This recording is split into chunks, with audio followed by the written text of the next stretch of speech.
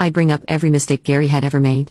Every time he disappointed me or failed to meet my needs, he'd counter with examples of my manipulative behavior, my refusal to take responsibility, my pattern of blaming him for my choices.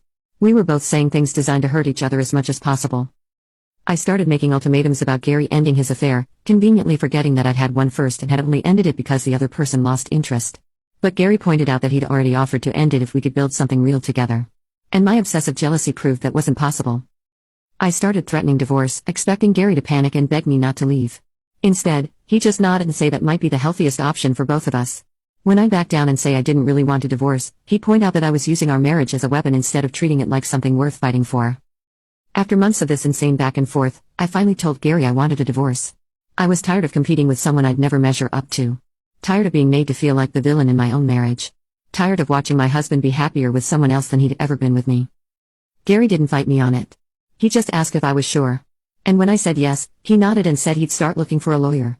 No tears, no begging me to reconsider, no grand gestures to save our marriage, just calm acceptance that we were done. The divorce process was a nightmare. Gary had been documenting everything for months, my erratic behavior, my threats, my refusal to go to counseling, my obsessive questions about his affair. He made me look like an unstable person who'd been emotionally abusing him while he'd been trying to save our marriage. What made it worse was that people in our social circle were taking sides, and most of them were choosing Gary. Friends I'd known for years were suddenly too busy to hang out, or they'd make awkward excuses when I tried to get together. Meanwhile, Gary seemed to have unlimited support from everyone who mattered. The financial settlement was worse than I'd expected because I'd been the one to initiate the divorce and because Gary had documented evidence of my emotional instability during the process. I ended up with way less